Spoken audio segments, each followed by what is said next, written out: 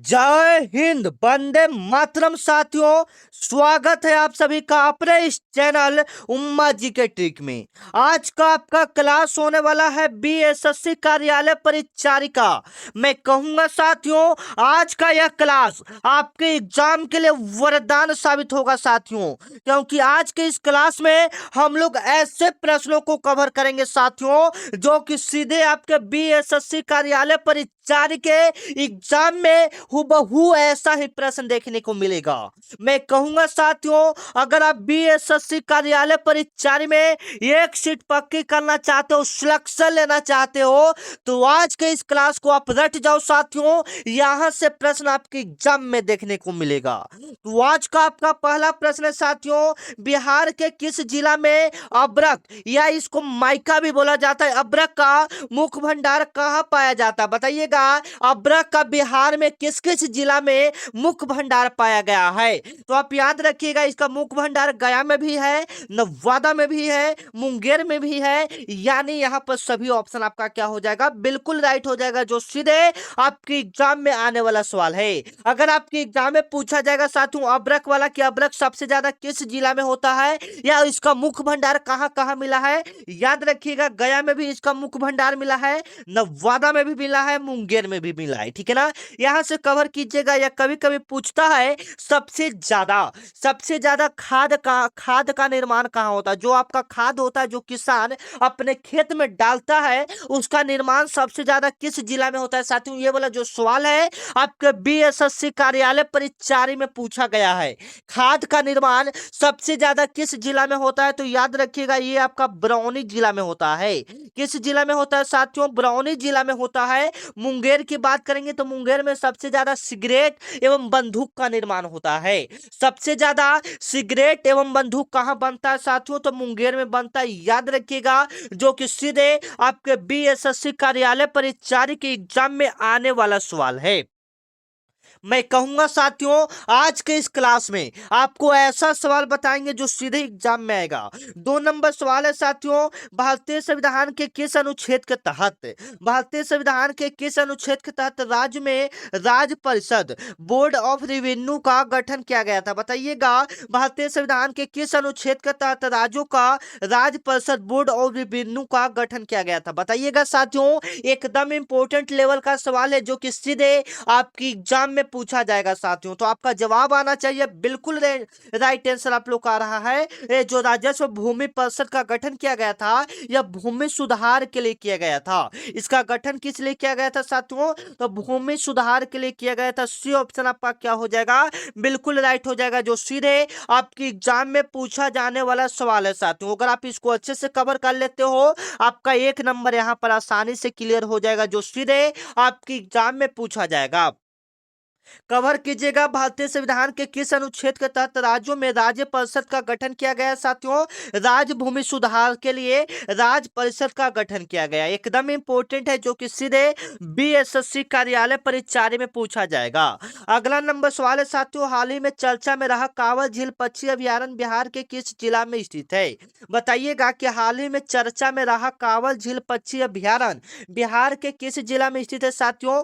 कांवड़ झील जो पक्षी अभयारण्य है वो आपका बेगूसराय में स्थित है। तो ये ऑप्शन आपका क्या हो जाएगा साथियों? बिल्कुल राइट हो जाएगा, और आपका जवाब भी बिल्कुल सही आ जा रहा है। बिल्कुल आप अच्छा स्कोर करोगे। इसमें आपको कवर कर दे साथियों, जो बच्चे नहीं हैं, आपके एग्जाम में टोटल 100 क्वेश्चन पूछा जाता है, जिसमें से 40 क्वेश्चन आपका जीके का होता है। अगर आप जीके पर अच्छा पकड़ बना लेते हो साथियों, यकीनन मानो आपका रिजल्ट बेहतर होगा। तो इसमें हम लोग सबसे पहले जीके के 40 क्वेश्चन को कवर करेंगे। तो आप 40 में से आज का आपका स्कोर रहना चाहिए 30+ साथियों। लास्ट में हम आपसे आपका स्कोर पूछेंगे, आपने कितना प्रश्न को सही किया। मैंने क्या बताया, कांवड़ झील पक्षी अभयारण्य किस जिला में है साथियों? ये आपका बिल्कुल राइट आंसर हो जाएगा, बेगूसराय में है। कांवड़ झील कहाँ में है? बेगूसराय में है। ये ऑप्शन आपका क्या हो जाएगा? बिल्कुल राइट हो जाएगा।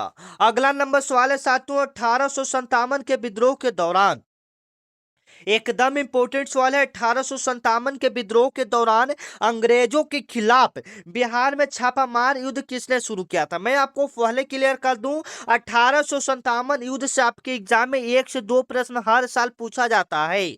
जैसे में 1857 की क्रांति या इसको सिपाही विद्रोह के नाम से भी जाना जाता है साथियों, ठीक है ना। यह मेरठ से स्टार्ट हुआ था। जैसे में पूछता है 1857 का विद्रोह कहां से शुरू हुआ था? यह आपका मेरठ से शुरू हुआ था। कहां से हुआ था साथियों? मेरठ से शुरू हुआ था। यहां पर सवाल करा 1857 के विद्रोह के दौरान अंग्रेजों के खिलाफ किसने छापामार युद्ध शुरू किया था साथियों? याद रखिएगा, ये अमर सिंह ने किया था। अमर सिंह कौन था साथियों? ये बाबू वीर कुंवर सिंह का भाई था। बाबू वीर कुंवर सिंह ये बिहार से आंदोलन कर रहे थे, ठीक है ना। याद रखिएगा, एकदम इंपॉर्टेंट सवाल है। चलिएगा, अगला नंबर सवाल है digital India land recorders modernisation programme, जिसको शॉर्ट रूप में हम लोग DILRMP बोलते हैं, ये बिहार में कौन सा जिला शीर्ष पर रहा है? बताइएगा साथियों।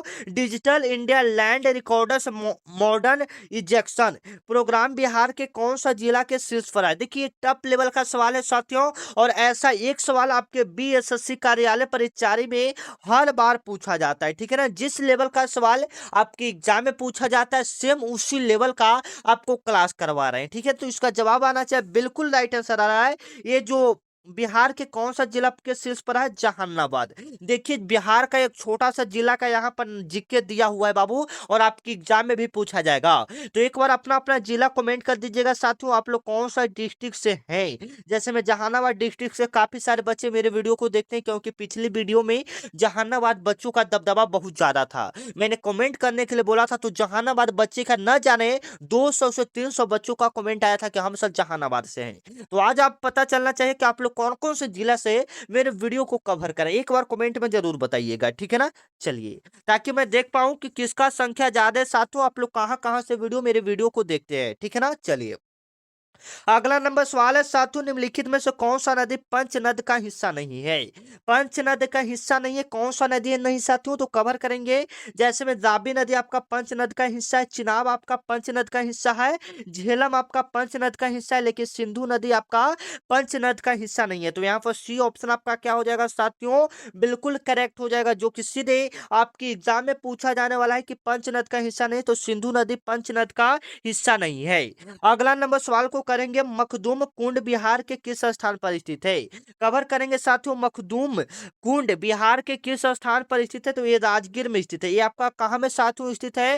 राजगीर में है, जो कि BSSC कार्यालय परिचारी में आने वाला सवाल है। एकदम वेरी वेरी इंपॉर्टेंट सवाल है, ठीक है ना। एकदम क्या इसको बोलते हैं, आपको अच्छे से कवर कर लेना है, ठीक है ना। चलिए, अगला नंबर सवाल है, पंचायती राज संस्थाओं को 29वां कार्य सौंपने का सूची किस अनुच्छेद में दिया गया है? एकदम बिल्कुल इंपोर्टेंट एवं टफ लेवल का सवाल है।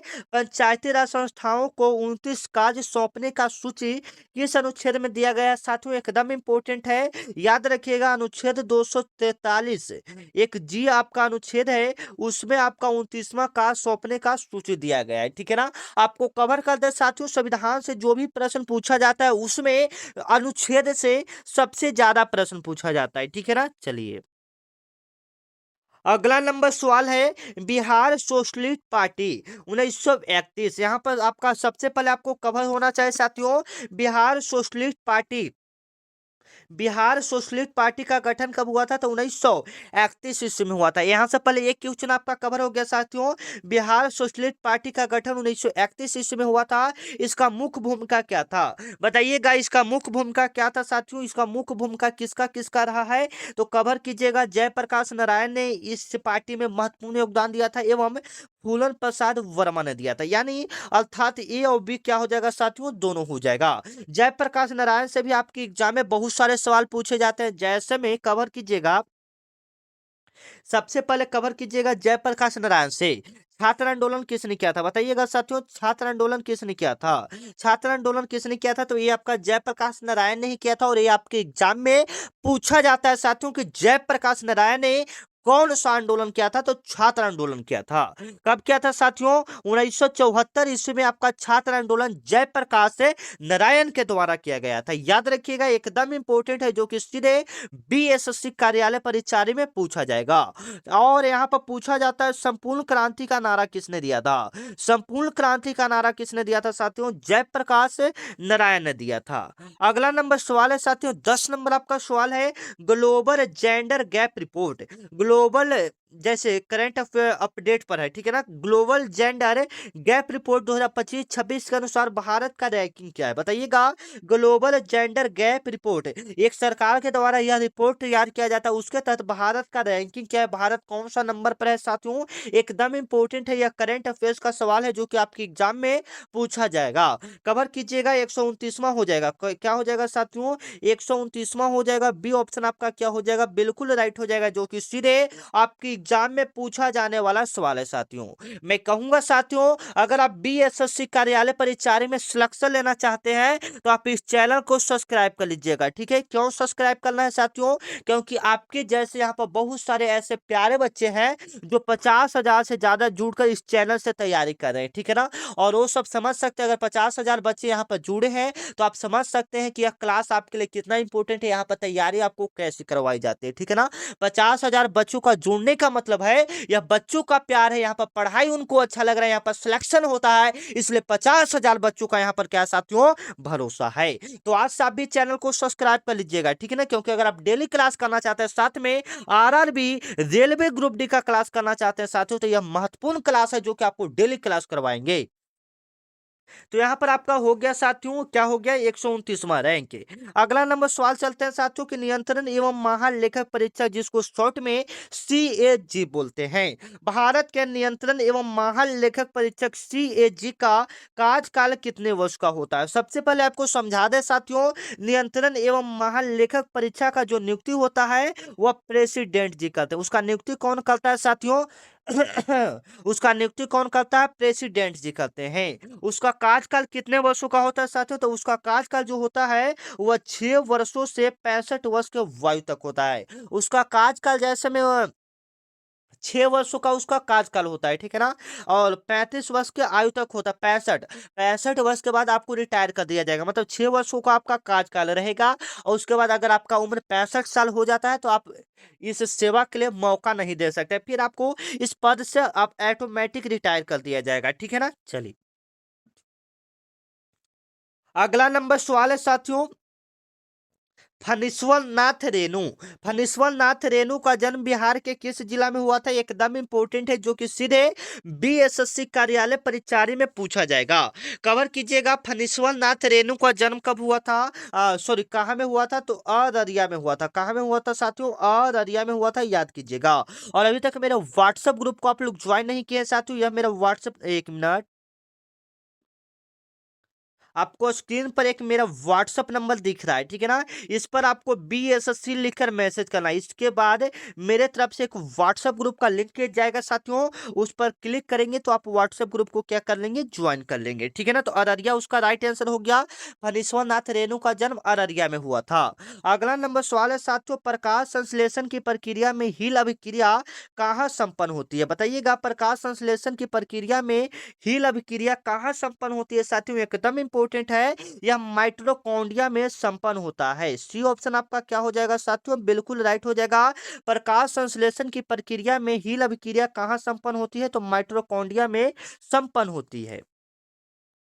चलिए, अगला नंबर सवाल है साथियों, शेरशाह सूरी ने अपना अंतिम सैन्य अभियान किस राज्य के विरुद्ध किया था? बताइएगा, शेरशाह सूरी ने जो अपना अंतिम युद्ध किया था, वह किस राज्य के विरुद्ध में किया था साथियों? एकदम इंपॉर्टेंट है, आपको पता होना चाहिए। यह कालिंजर के विरोध में किया था। यह किसके विरोध में किया था साथियों? कालिंजर के विरोध में किया था। सी ऑप्शन आपका क्या हो जाएगा? बिल्कुल राइट हो जाएगा। एक बच्चे का कमेंट आ रहा है कि सर, मैथ का किस लेवल का प्रश्न आता है बाबू? तो देखिए, मैथ का सभी लेवल का प्रश्न आता है। एक इजी लेवल का भी प्रश्न आता है, हम आपको कई क्लास में भी करवा चुके हैं। टफ लेवल का भी सवाल आता है और मॉडरेट लेवल का भी सवाल आता है साथियों। तो आपको सब ये सब कवर होना चाहिए, ठीक है ना। तो मैं आपको करवा देता हूं, देखिए किस लेवल का एक सवाल आपको डेमो के टाइप पर बता देता हूं कि किस लेवल का सवाल आता है। जैसे में एक्स प्लस, सॉरी, यहाँ पर आता है कि 420 का 420 का 30%, बताइए 420 का 30% कितना होगा? ऐसा सवाल आपकी एग्जाम में आता है साथियों। 420 का 30% कितना होगा? ऐसा सवाल आपके एग्जाम में आता है साथियों। तो आपको कैसे बनाना है? 420 का मतलब क्या होता है साथियों? गुना 30 बटा क्या होता है? 100। इस प्रकार से आपको करना रहता है। डबल जीरो से डबल जीरो, एक एक जीरो से कट जाएगा, 42 या 126 हो जाएगा। इस प्रकार से आप इसको सोल्व कर सकते हैं साथियों। इस लेवल का, इजी लेवल का ये मैथ है, ठीक है ना। टॉप लेवल का बात करेंगे साथियों, तो जैसे में टॉप लेवल का, इस लेवल का सवाल आता है 3/4, 5/6, 7/8। इसका आपको लसा निकालना रहता है। ये भिन्न वाला संख्या को क्या निकालना रहता है साथियों? लसा। और हर साल ऐसा एक प्रश्न आपकी एग्जाम में पूछा जाता है, ठीक है ना। तो ऐसा प्रश्न आप कवर करना सीख जाइएगा, ठीक है ना। चलिए, अगला नंबर है कि बिहार में तीन कट्ठिया व्यवस्था के तहत नील की खेती कितने भागों पर अनिवार्य थी? बिहार में जो तीन कट्ठिया व्यवस्था था साथियों, उसके तहत नील की खेती कितने भागों पर अनिवार्य था? तो 20 कट्ठा में से 3 कट्ठा नील की खेती करना क्या था साथियों? अनिवार्य था। 20 कट्ठा में से 3 कट्ठा नील की खेती करना क्या था? अनिवार्य था। क्या था साथियों? अनिवार्य था, ठीक है। एकदम इंपॉर्टेंट है, जो कि सीधे आपके बीएसएससी कार्यालय परिचारी में पूछा जाएगा कि कितने कट्ठा नील की खेती करना अनिवार्य था साथियों। तो 20 कट्ठा में से 3 कट्ठा नील की खेती करना क्या था? अनिवार्य था, ठीक है। एकदम इंपॉर्टेंट है। और यह कहाँ में किया गया था? तो यह चंपारण में किया गया था। बिहार के चंपारण में किया गया था। याद रखिएगा, ये बिहार के कहाँ में किया गया था? चंपारण में। इसलिए इसको चंपारण सत्याग्रह के नाम से जाना जाता है। आपके एग्जाम में कई बार रिपीटेड हो चुका है, पूछा गया सवाल है। चंपारण सत्याग्रह कब हुआ था? तो 1917 ईस्वी में हुआ था। और इसका आंदोलन किसने किया था साथियों? महात्मा गांधी जी ने किया था, ठीक है ना। चलिए, अगला नंबर सवाल है साथियों, साबरमती आश्रम का स्थापना महात्मा गांधी जी ने किस वर्ष किया था? बताइएगा कि साबरमती आश्रम का स्थापना महात्मा गांधी जी ने किस वर्ष किया था साथियों? एकदम इंपॉर्टेंट है। 1917 ईस्वी में किया था। 1917 ईस्वी में किया था, आप याद रखिएगा। 1917 ईस्वी में किया था। साबरमती आश्रम का स्थापना महात्मा गांधी जी ने किस वर्ष किया था? तो 1917 ईस्वी में किया था, आप याद रखिएगा। एकदम इंपॉर्टेंट सवाल है साथियों, जो कि सीधे बीएसएससी कार्यालय परिचारी के एग्जाम में पूछा जाने वाला सवाल है। साबरमती जो आश्रम का स्थापना तो महात्मा गांधी जी ने 1917 ईस्वी में कर दिया था, लेकिन यहाँ पर जो डांडी मार्च किया गया था साथियों, वह किया गया था 12 मार्च 1930 ईस्वी को। आपकी एग्जाम में पूछा जाएगा डांडी मार्च कब किया गया था? 12 मार्च 1930 ईस्वी को। डांडी मार्च कब किया गया था साथियों? 12 मार्च 1930 ईस्वी को, ठीक है ना। आगे चलिए, और साथ में बताइएगा क्लास आपको कैसा लग रहा है साथियों, ठीक है ना। चलिए, अगला नंबर सवाल है कि मुद्रास्फीति को नियंत्रित करने के लिए आरबीआई द्वारा किस उपकरण का प्रयोग किया जाता है? जब मुद्रास्फीति नियंत्रित करने के लिए, यानी ना मुद्रा ज्यादा हो जाए ना कम हो जाए, इसको नियंत्रित करने के लिए आरबीआई किस उपकरण का प्रयोग करता है साथियों? तो आप कवर कीजिएगा, रेपो रेट बढ़ाना। रेपो रेट बढ़ाना यह प्रक्रिया का वो उपयोग करता है, ठीक है ना। ये ऑप्शन आपका क्या हो जाएगा? बिल्कुल राइट हो जाएगा। आपका 18 नंबर सवाल है साथियों, निम्नलिखित में से कौन सा समिति बैंकिंग सुधार से संबंधित है? बताइएगा, ऐसा कौन सा समिति है जो बैंकिंग सुधार से संबंधित है साथियों? तो बताइएगा, ये नर सिम्हन समिति हो जाएगा। कौन सा समिति हो जाएगा? नर सिम्हन समिति हो जाएगा। बी ऑप्शन आपका क्या हो जाएगा साथियों? बिल्कुल राइट हो जाएगा। नर सिम्हन समिति। निम्नलिखित में से कौन सा ऐसा समिति है जो बैंकिंग सुधार में संबंधित है? नर सिम्हन समिति। देखिए, कुछ क्या बोलते हैं, ऐसा सवाल आएगा जिसके बारे में आपने कभी नहीं पढ़ा होगा, जैसा में ये सवाल को आप देख रहे होंगे, ठीक है ना। चलिए, अगला नंबर सवाल थोड़ा सा इजी है साथियों, जो कि उद्गम स्थल से पूछा गया है कि सोन नदी का उद्गम स्थल कहाँ है? बताइएगा, सोन नदी का उद्गम स्थल कहाँ है साथियों? सोन नदी कहाँ से निकलता है? अमरकंटक की पहाड़ी से निकलता है। आपको पता है ये अमरकंटक की पहाड़ी कहाँ में है? तो मध्य प्रदेश में है। अमरकंटक की पहाड़ी कहाँ में है साथियों? मध्य प्रदेश में। और यह अमरकंटक पहाड़ी से निकलता है सोन नदी, ठीक है ना। एकदम इंपॉर्टेंट है, कवर कीजिएगा, आपकी एग्जाम में आने वाला सवाल है। सोन नदी कहाँ से निकलता है साथियों? अमरकंटक पहाड़ी से निकलता है। उसी प्रकार से गंगा नदी आपको पता है तो बताइएगा कमेंट में, गंगा नदी कहाँ निकलता है और इसकी लंबाई कितना होता है साथियों? तो 2525 किलोमीटर इसका लंबाई होता है। इसका लंबाई कितना होता है साथियों? 2525 किलोमीटर होता है। अगला नंबर सवाल की हम लोग बात करेंगे कि बिहार के वर्तमान महाधिकता एड कोर्ट जनरल कौन है? बताइएगा, बिहार के वर्तमान महाधिकता एड कोर्ट कौन सा है साथियों? बताइएगा, एकदम इंपॉर्टेंट है। पीके शाही है। कौन है साथियों? पीके शाही है। बी ऑप्शन आपका क्या हो जाएगा? बिल्कुल राइट हो जाएगा, जो कि सीधे आपके एग्जाम में पूछा जाने वाला सवाल। एट कोर्ट जनरल कहने का मतलब एक तरफ से फैसला करने वाले वर्तमान में कौन है साथियों? पीके शाही। और ये आपको पता होना चाहिए कि क्योंकि ये जनरल का सवाल है। जनरल या क्या इसको बोलते हैं साथियों? करंट लेवल का सवाल है। अगला नंबर सवाल को हम लोग कवर करते हैं साथियों, जो कि सीधे वास्तव में आपकी एग्जाम में आने वाला सवाल है कि भारतीय राष्ट्रीय कांग्रेस के 1922 के गया अधिवेशन के अध्यक्ष कौन थे? बताइएगा कि जो भारतीय राष्ट्रीय कांग्रेस के 1922 में जो अधिवेशन किया गया था साथियों, उस का अध्यक्ष कौन था? ऐसे तो भारतीय राष्ट्रीय कांग्रेस का स्थापना जो हुआ था वह हुआ था 1885 ईस्वी में हुआ था। किसने किया था? ए.ओ. हयूम ने किया था। लेकिन यहाँ पर 1922 में जो गया अधिवेशन हुआ था, उसका अध्यक्ष कौन था साथियों? तो चित्तरंजन दास था। याद रखिएगा कौन था? चित्तरंजन दास था। बी ऑप्शन आपका क्या हो जाएगा साथियों? बिल्कुल राइट हो जाएगा, जो कि सीधे आपके एग्जाम में पूछा जाने वाला सवाल है।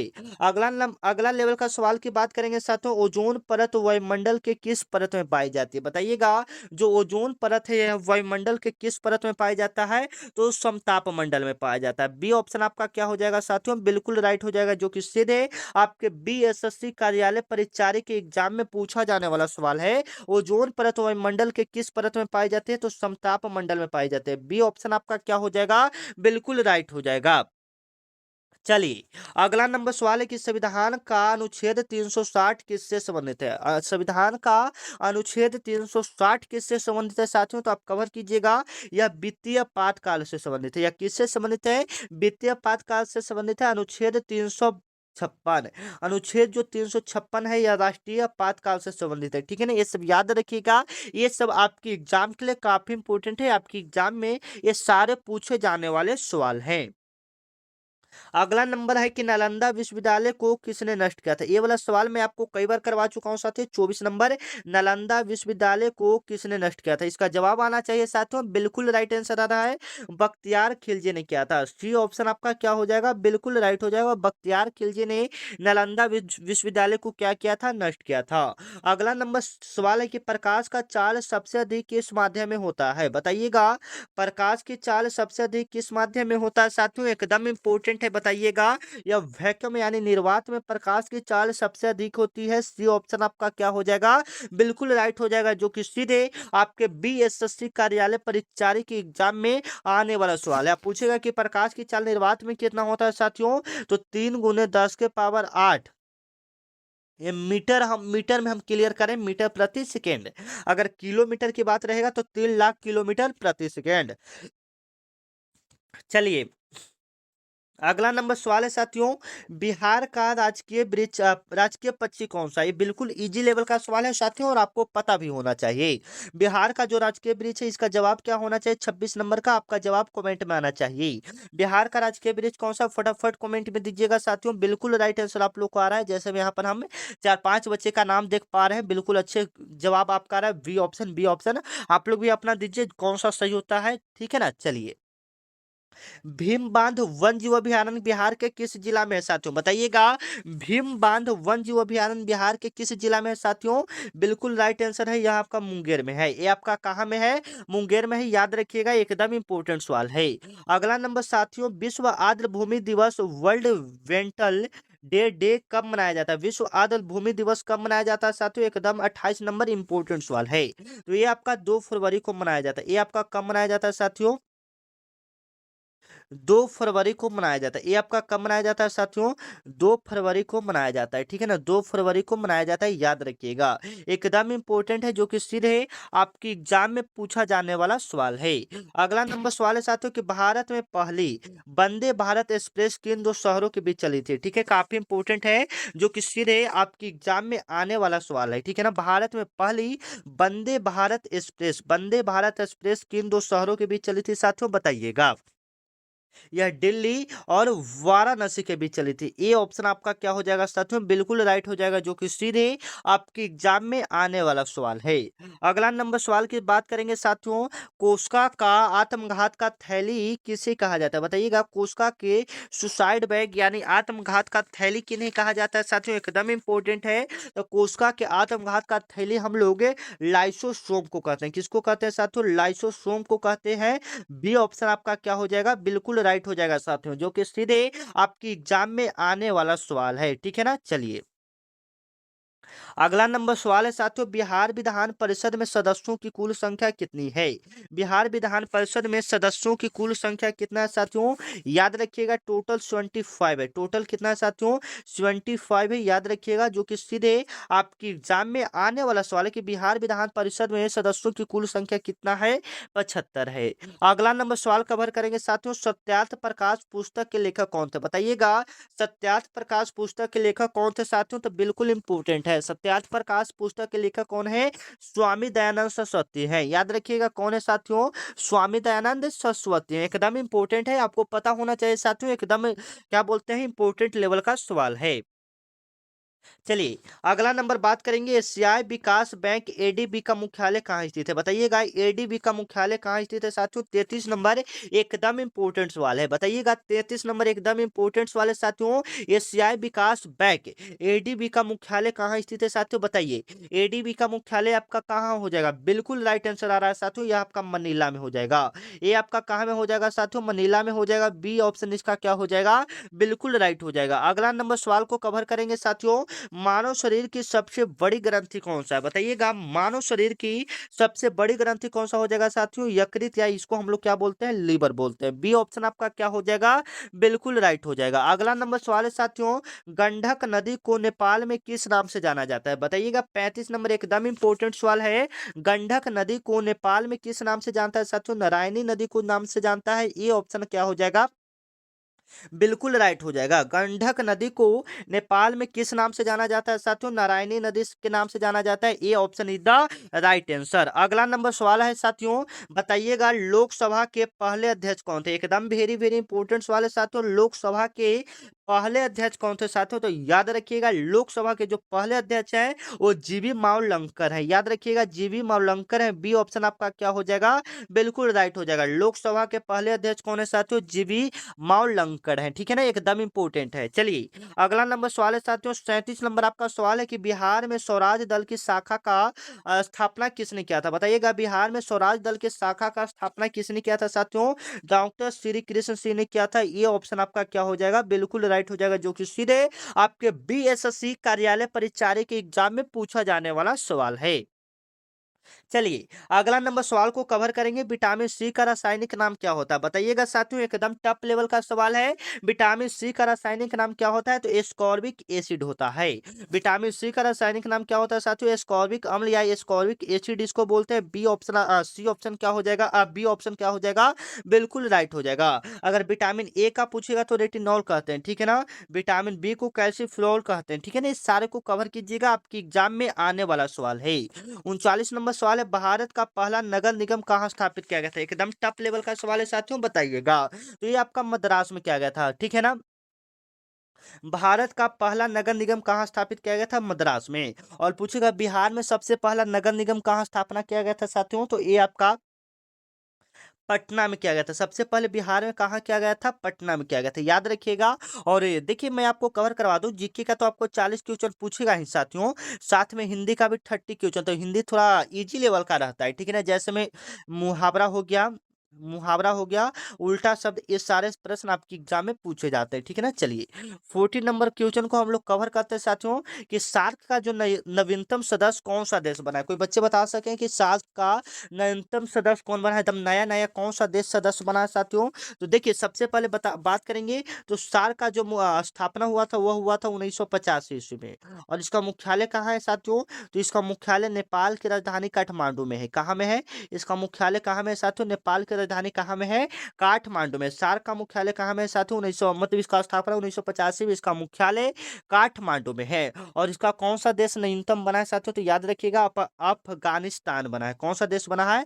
अफगानिस्तान बना है। और अब आप लोग अपना कमेंट में बताइएगा स्कोर की 40 में से कितना प्रश्न यहाँ पर सही हुआ साथियों, ठीक है ना। अभी बहुत सारा यहाँ पर स्लाइड बचा हुआ है साथियों, आप देख सकते हैं, ठीक है ना। यहाँ पर वीडियो लंबा नहीं हो जाए इसलिए आपके लिए यहाँ पर वीडियो को समाप्त करें, अगले वीडियो में मैथ एवं हिंदी को कवर करेंगे। तब तक आप लोग अपना स्कोर बताइएगा कितना प्रश्न यहाँ तक आपका सही हुआ, ठीक है। मिलते हैं नेक्स्ट वीडियो में, तब तक के लिए जय हिंद, वंदे मातरम।